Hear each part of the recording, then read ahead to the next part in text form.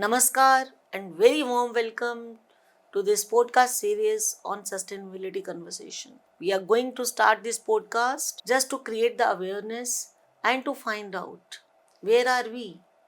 What is this net zero? ये है क्या? Net zero to be achieved by 2050? क्या है ये? Are we are going to achieve it? If the countries are going to really approach the target that they have given to the entire world, are we not closing down? Are we lagging behind? सब जानने के लिए ये जरूरी है कि इसके बारे में चर्चा की जाए and that would not have been possible without one to one dialogue. So decided to have this podcast series. Well, who am I? I am the host of this podcast series, and my name is Rajni Hasicha. I have been a bureaucrat in the past, but taken up this subject as an awareness and doing my responsibility towards the Mother Earth, where I am working for the sustainability causes and to find out where are we and talking to the persons who are actually dealing with this subject. Today I have a very dear person here who is very close to me and one of my dear friend who does not need any introduction, and I have worked with her for a very short span in my entire career, but experience of working with her has been a very pleasant. Ladies and gentlemen, please let me introduce you Miss Sanchita Goiraila Mishra, who is a dear friend of mine, and I have a privilege of working with her. Sanchita, welcome Sanchita, welcome to this podcast. And I find that I have always admired you working with you. More than you, I have admired working with Ranjan, who has been a close friend of mine, as her husband also. And opportunity to work with you and Ranjan has always been a pleasant experience for me, because you guys diverted me to this subject about which I am talking about here today. Sanchita has been associated with Vision 360, which she co-founded with her husband Ranjan Mishra, who has also been a dear friend of mine. And I think you have spent 16 years over there, Sanchita. 16 years. Yes, now you are there as a director. Director Yeah. say something operations. Strategy and operations. Yeah. Great to note. And from there, now you have gone to from that Vision 360. It's not only the corporate world that you are looking after, you are looking after the welfare side also. That you are also looking Bodhi Foundation and the One Sustainer Global Company also. Ji. From where this idea of looking after a company and then going to the companies, this welfare kind of a thing had started. And after that, I think you have started working with the Wiki. There you are as a national president now. Great to note that. Once I heard that, it was really interesting for me to find out how that thing happened. Sanchita, could you please brief that Wiki thing happened with you?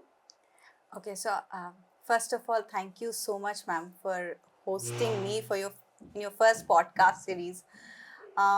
Secondly, it's so lovely to meet you after such a long time. Life has been crazy, roller coaster, but sessions like these where you can have one-to-one conversations, it's always enriching, because life is always a lifelong journey for us. Now, coming back to Wiki, first of all, let me just put a lot of perspective into the entire journey. So, as you said, it's a 16 years old or young organization. We are still evolving, and especially in the sustainability space, which is like an ocean in itself, this hasn't been kind of a dramatic pivot in my life.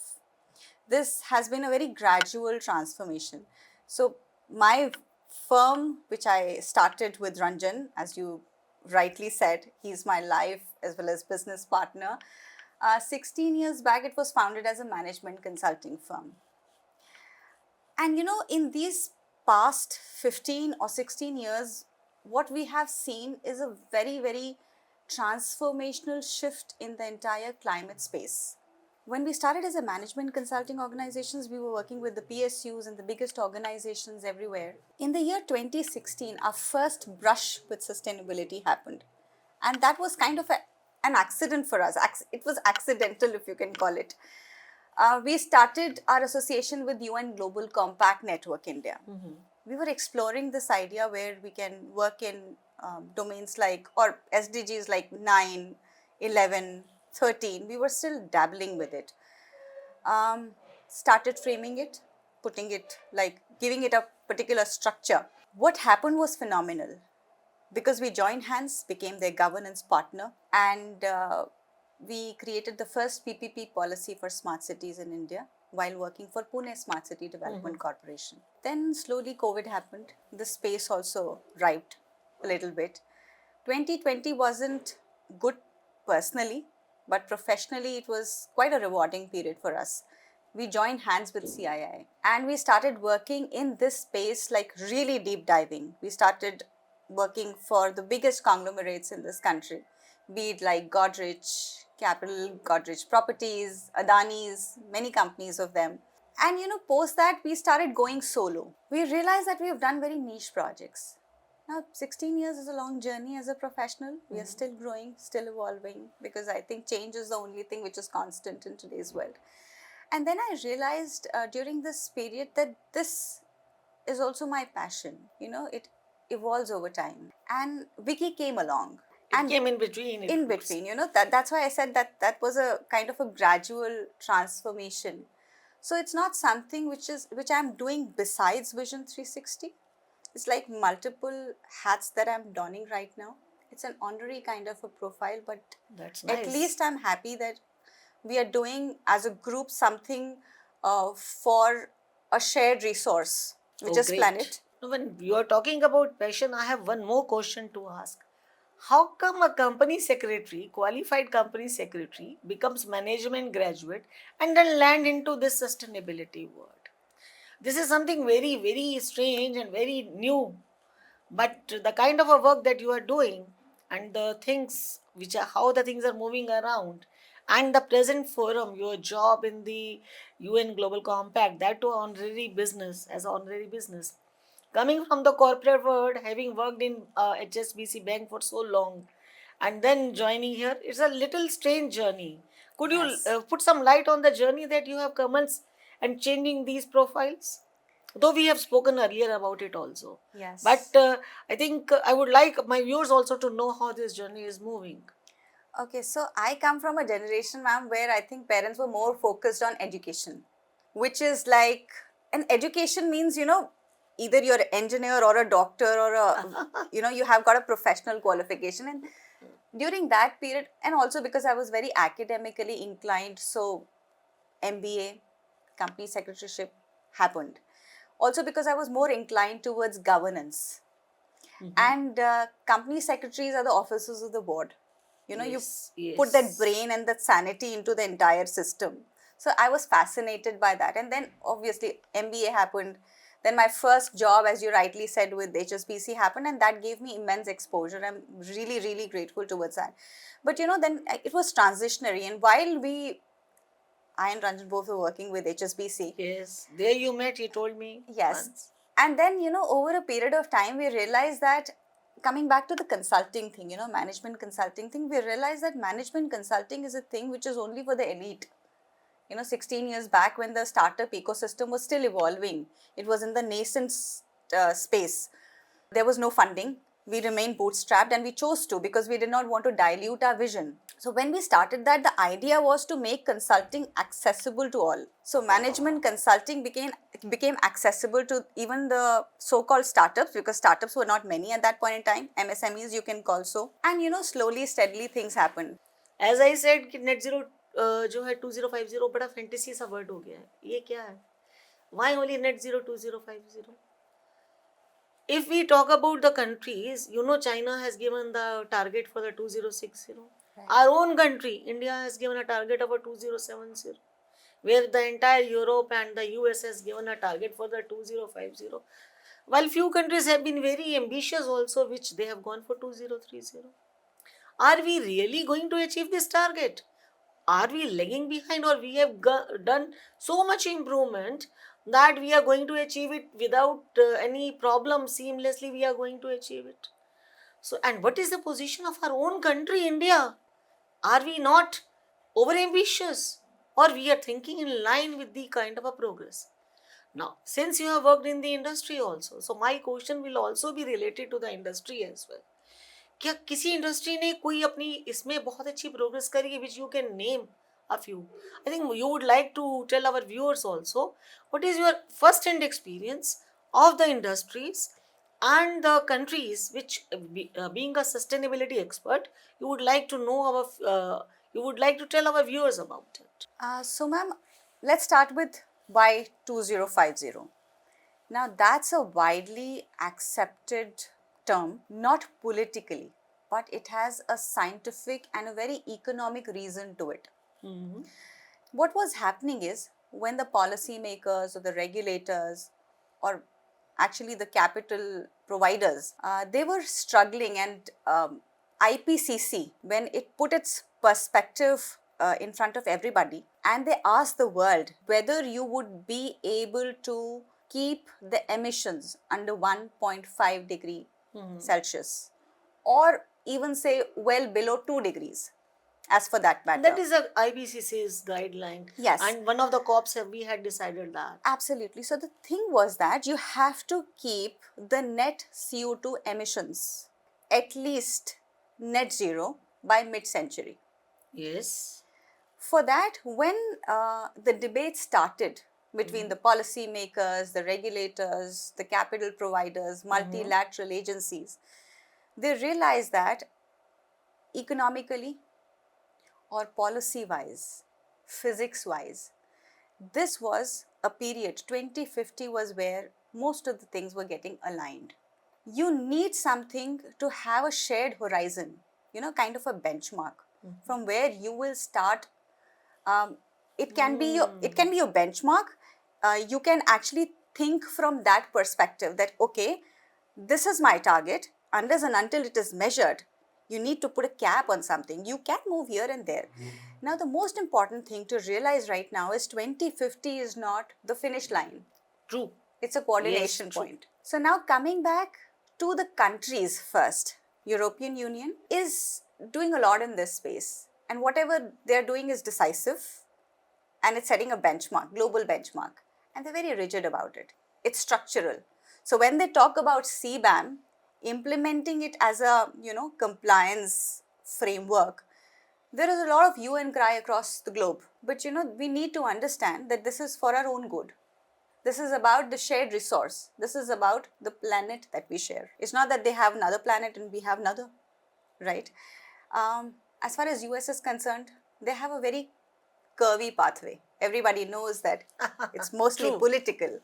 It's not even scientific there. So it changes like every 4 years. And I'm not being like diplomatically perfect here.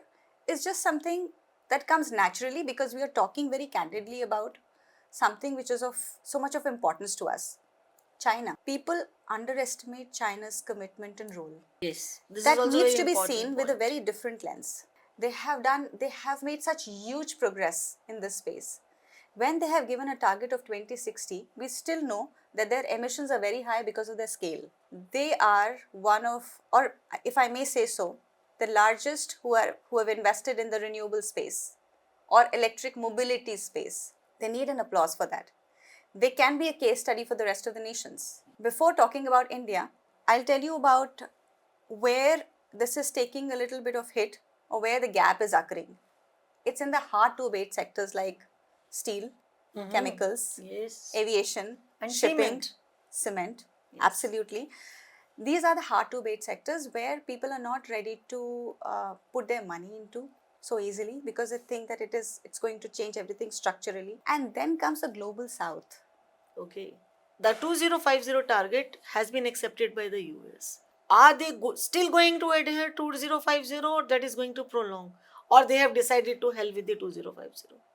I think I may not be speaking outspokenly or ऐसे फालतू में नहीं बोल रही हूँ. You know the base behind it. Yes. So can you throw some light on that also? See, ma'am, I'll be a little diplomatic here. It's a nation where who everybody looks up to. Yes.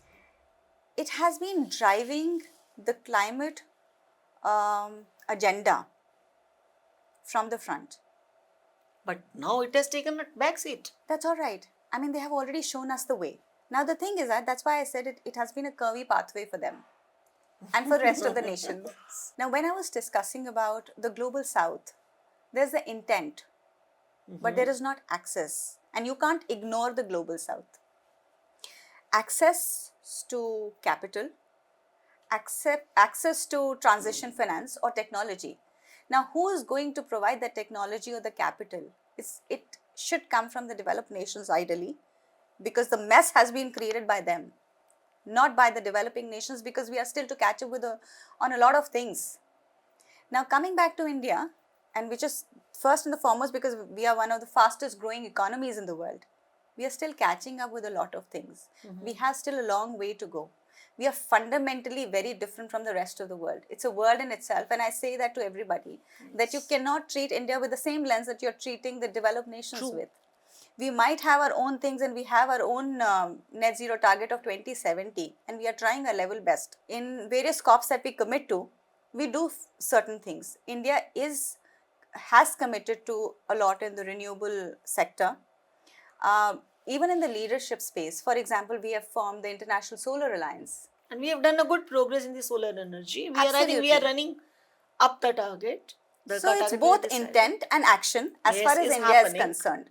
But you can't put a benchmark to it that, okay, you need to do it in a certain way, because we also know that India is very diverse. We have so many climates here. It's not like any other nation where you just have one kind of a climate for like one time frame. Yes. So, tackling net zero in India, we are doing it in a beautiful space. The world is moving. I can just say that it is moving very unevenly. But India has a better pace than the entire world. It has That a is what steady you want to pace. say. Steady pace, yes. That is what is required also in the present world. Absolutely. For any transition to happen, you need funds. We just talk about the funds. So when we are talking about the net zero also we are in a transition phase. There also we need a funds. According to one of the studies done by a very important forum, around I think 2.1 trillion US dollars have been are required for this energy transition, and out of which nearly 70-30 billion has already been I think towards the renewable energy sector only. And if we talk about the countries, then China is committed to have nearly 40%. Yes. And the Japan is already moving with the hydrogen and advanced energy state. India has also done some progress, you mentioned, in the renewable energy sector. And whereas the United States and other European countries are standing third only. Yeah.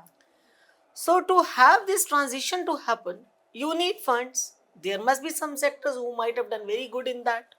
There are few sectors who might be doing, who might have done less or approaching towards that. So having worked in the corporate sector and very closely with the few sectors, I know you work with the cement, you work with the steel sector also. So, and very good business houses you work with. Do you think the kind of a progress which is required and the kind of a funding which is required in the India is happening, or the globally it is happening, or do you want some speed up to be there? This is not your own perspective. Maybe you are talking about the general perspective of the countries and the general perspective of India as such. So would you not like our viewers to know about it? कुछ उन्हें भी बताया जाए कि भैया हम कहाँ हैं और हमें क्या चाहिए आज This के date में. definitely needs speed up, ma'am.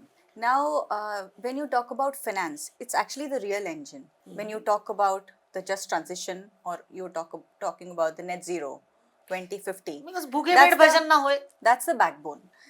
Targets, they give directions, but Yes. finance determines the speed. You spoke about how India is doing. We definitely need funds. Now, with my various interactions with a lot of my bureaucrat friends and the sectors or the organizations with whom I'm working right now, with the leaders that we are working with, we realize finance is the major obstacle. Or I can say the dearth of the required finance is the obstacle. What happens in hard to abate sectors like steel, cement, chemicals that we spoke about, there is a structural change that needs to happen over a period of time. Naturally, you need to do an overhauling of even the supply chain. And then there is a fear of supply chain disruptions. You're talking about financial volatility. Then also comes a threat from your community disruptions. Sometimes they do not, you need the support of all the stakeholders involved. Now, again, coming back to the finance, um, recently I heard from somebody that we are all talking about green steel, but to transition to green steel you need a lot of funds. Structurally things need to change and the country needs to invest a lot on green hydrogen, or maybe scraps are needed for the green steel, and for that you need a lot of investments, and that investment is lacking. You don't have funds, and then what happens is whatever policy, the framework you've created, that goes in the dustbin or in the shells. Now, the intent that we have of, for example, now we are talking about green steel, will it see the light of the day if we keep on moving at this speed? Now, finance definitely speedens up. What we should do as a global player, or we should start bargaining from the nations, that's my individual perspective as a consultant, is that we are signing FTAs with almost all the nations, bigger nations in the world. We already have free trade agreements with nations like Australia, UK, etc. And more are coming, they are in the pipeline. These are all well-off nations. What we can trade off is, and logically and legitimately is, that probably for such initiatives or intents of ours, we can seek funds from them in the form of better technology or investing in spaces or the domains which can definitely speeden up these beautiful initiatives. So that is what is needed in India. Now, if you're talking about internationally or globally, that's a bigger picture, and that's what is not probably pragmatically discussed at forums like COPs. Is you're talking about climate finance, but you're not talking about its actual deployment. Its actual deployment is needed in the countries that are developing or underdeveloped. That is needed in countries like India, Asian countries, or global south, African nations, which are bearing the brunt of what the developed nations did a century back probably. So don't we need the compensation for that? We do. So, and for that compensation, they are talking about the climate finance, they are talking about the deployment, but how? That is not being discussed. So, I think the backbone of everything is finance. Once that is put properly into a well-defined structure, there can be a very well-meaning intent, but well-structured dialogue or the implementation is the need of the hour. That's what I believe. True. Now, the word is cluttered with the term called green bonds. Yes. And it is there. If you see the different, I think, development matrices and the bond structure, the green bond, you find it everywhere. Yes. All kind of sustainability indexes, and you have various indexes also. There also you find them in good number. If this green bond term is going to be really suitable for the India, COP28 and COP30, I think they have spoken about it. Yes, 26 and 28. Yes. Sorry for correction. So can you throw some light on that as well?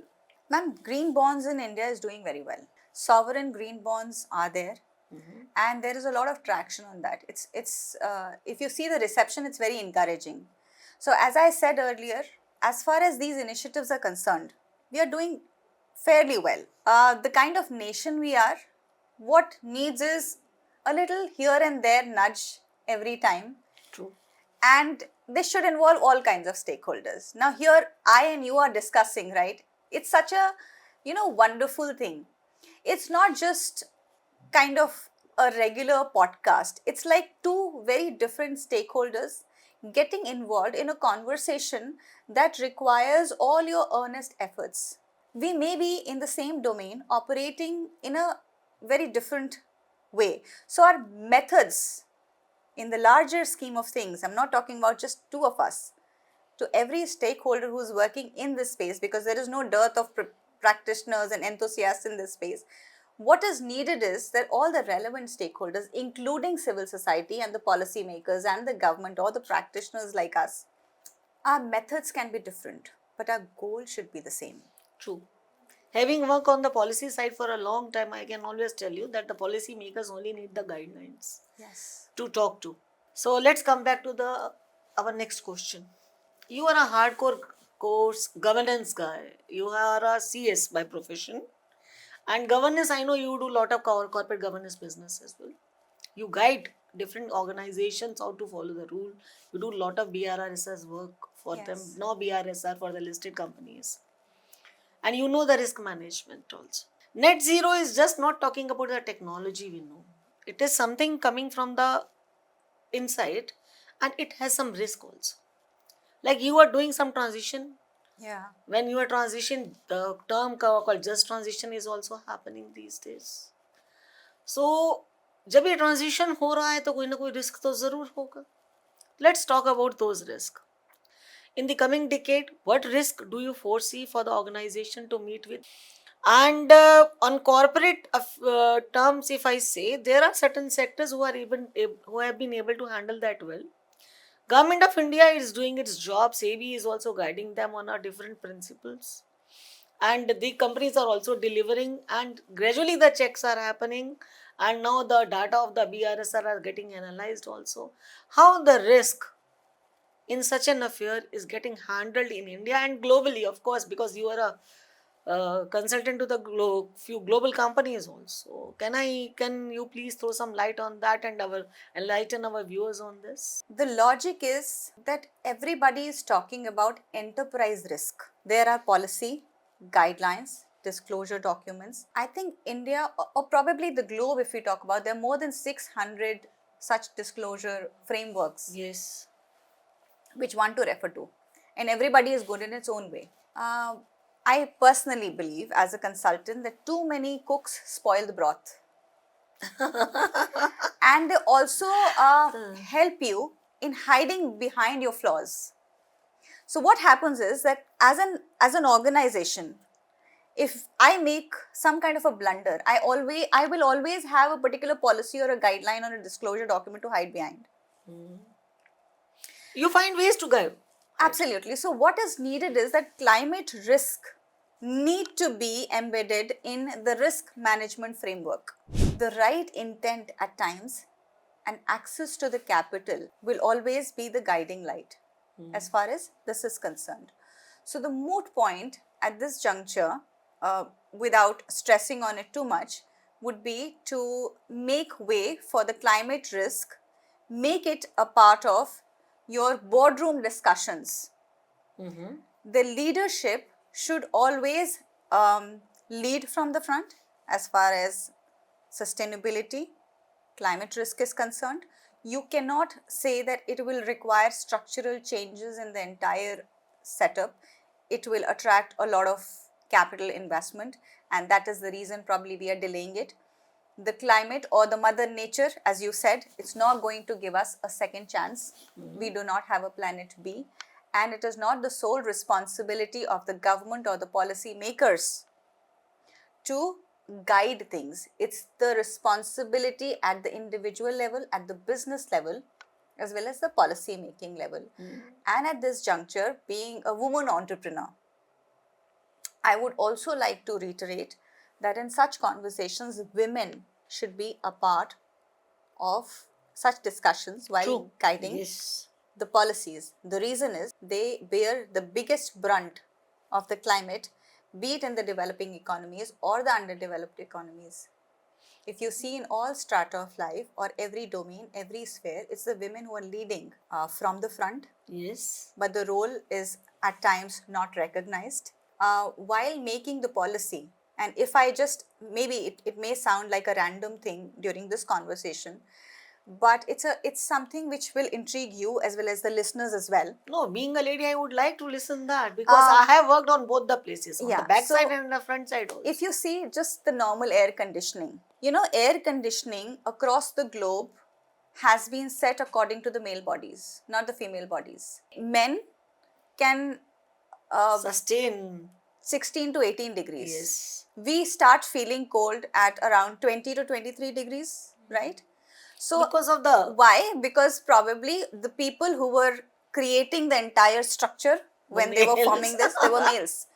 There was no discussion and we were just taken for granted. I mean, I don't want to sound like a female chauvinist or somebody just totally feminine, but it's a logical thing. The conversations with women when it comes to climate risk or climate financing, there is a certain role of women also, and they need to be given place on the table.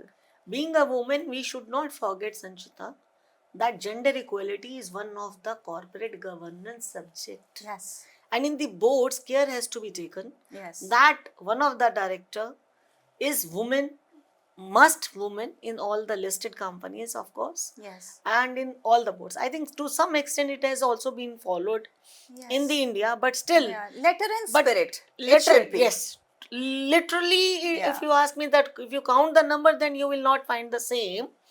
But it is being followed very well nowadays. But still, gender equality or the board, they say the kind of a diversified board that we have is not there. People from all the disciplines are not there in the board. Little off track from the subject that we are discussing. But I think it should be an integral part, of such Yes. conversations, because we are talking about the need is a cerebral equality. And in such subjects and such discussions, cerebral equality is must. is a must. Is a must. As we approach to the last leg of our conversation, Sanchita, so far it has been a very pleasant to interact with as always.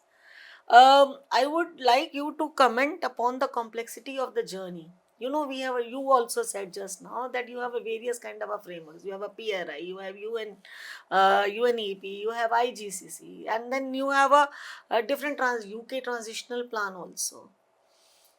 And there you have to identify the various risks involved. You have a scope 1, scope 2, scope 3. Are we really true about in identifying our risk and our businesses as per this, especially for the scope 3? If the businesses are doing justice to these disclosures, rather, disclosures are not mandatory. If you don't disclose properly, it's only in the European countries there are certain fines imposed on that. But in few countries still there are no fines. You simply have to disclose and be happy about it. But these disclosures are a kind of a honest confession that where we are. So if the kind of a businesses you are working with, our people are honest to it without compromising with your business, please answer this. Because I know industries are there, they don't, many industries don't disclose it, and also. So I would like you to enlighten our viewers and leave a key message. What do you think is important here? Because असलियत क्या है शायद हम सब जानते हैं, but शायद हम लोग असलियत से थोड़ा थोड़ा भागते हैं. हमें डिस्क्लोजर्स भरने और हमें हम लोग खुश हो जाते हैं. We are happy about it that we have disclosed. That's unfortunate. That's little unfortunate. Even I find that in BRSR also, there are certain guidelines. Are we not doing harm to ourselves by not following it? So as a consultant, what message would you leave? Well, as a consultant, ma'am, I would leave with a message that probably net zero is not a legacy that we are building or leaving for our future generations. It's the discipline that we practice every day. That should be the key. True. It's a legacy worth building. And for that, the grounding factor and the most important element is integrity and honesty. And that comes from what you said. Are we true to what we are filing or what we are doing right now? Or is it just because there is a compulsion or a pressure from a regulator or from the government's end? Unfortunately, though a lot of companies are doing that, and they are probably larger conglomerates, they have that bandwidth to play around. Also, if I can be a little pragmatic, ma'am, in a country like India, intent comes from money. If you Perhaps I think crux of the thing is this money. Money. So I may Paisa have bolta the hai. intent. As they say, if I paisa don't bolta hai. absolutely, I might have the intent, genuine intent, but if I don't have any financial backing, there are times when probably I'll try to maneuver around. Now, in the entire scheme of things, maneuvering around may not sound bad, and it is still all right because you are still doing something. As I said, Rome wasn't built in a day, so you can't be picture perfect the next day. But if you see a larger cause in discussion, which is climate, and we are talking about sustainability, only and only the honest efforts will value. To organizations, to individuals, they sound difficult. We need to understand that they are difficult because you're dealing with many economies. No two economies are the same. You're talking about the interconnectedness of the economy. So be truthful about it. This can't be, the entire thing can't be optional anymore. It has to be structural. It has to be systemic somewhere. But disclosures are to support, to improve the thing.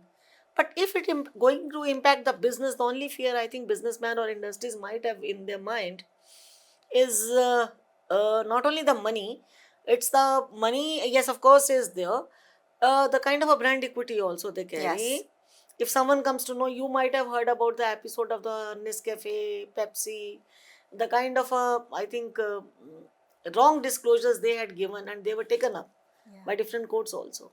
So brand Yes. equity also gets affected if the Absolutely. people are coming. And that's where I started, ma'am. That these are tools. Frameworks are tools. But to implement that, you need integrity.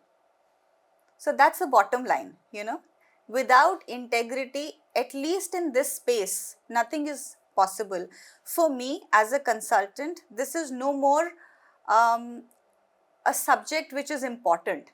It's a governance lens. Yes, it's a lens. It's a lens.